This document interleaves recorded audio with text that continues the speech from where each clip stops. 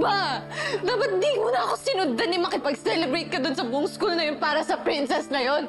Bakit ko naman gagawin yun? Ikaw yung kaibigan ko. Sobrang loyal ako sa'yo. Anong magagawa ng loyalty mo, ha?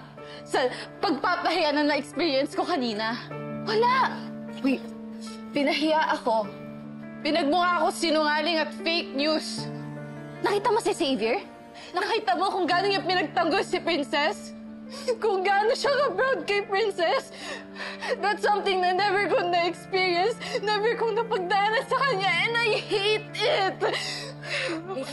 Libby, pwede bang kumalma ka? How can I calm down? Lahat ng pamamaya para sa princess na yung bumalik sa akin lahat. And now everyone in this school thinks that I'm the freaking villain. Hindi na nakontento yung princess na yun eh. Pagkatapos yung kay Xavier, ngayon naman kay Mami D, ngayon pati buong school nakuha niya na yung simpatsya. Sirang-sira na ako, Eva. Ano pa mukha? May harap pa sa buong school na to. Libby, wait. Libby, saan ka ba pupunta?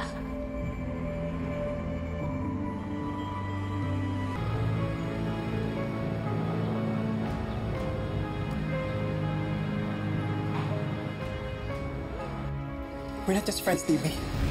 Girlfriend ko na si Princess. Pinagmamalaki kong sabihin sa inyong lahat na si Princess ang prinsesa ng buhay ko.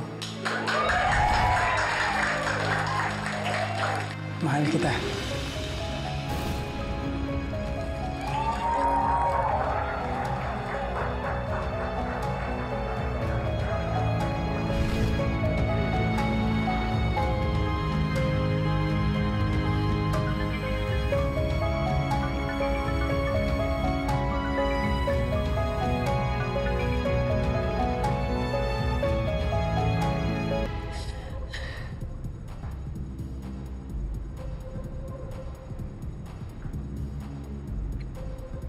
This is for Xavier and Princess who humiliated me.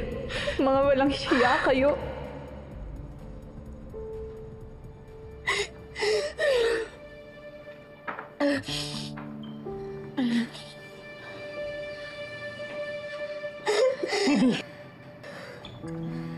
Buti na lang may nakapagsabi sa akin na nandito ka.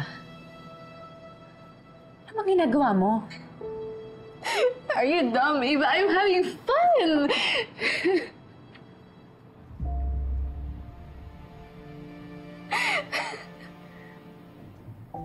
Tama na. Alam mo, pagila ka. Itigil mo na yan. Halika na, iuwi na kita sa inyo. No. Ayoko pang umuwi. Libby, tara na. I said, ayoko pang umuwi!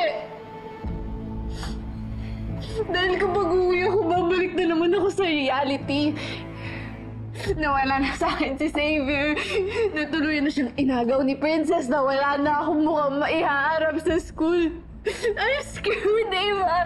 Wala na akong magagawa. Libby, lasing ka lang ngayon pero alam ko makakabawi ka pa rin. Kaya please, umuwi ka, magpahinga ka, then we'll talk kapag hindi ka nalasing. We'll figure out something else para makaganti sa kanila. Diba, ayoko na. Ayoko na. Libby, Don't leave me alone! Leave me alone!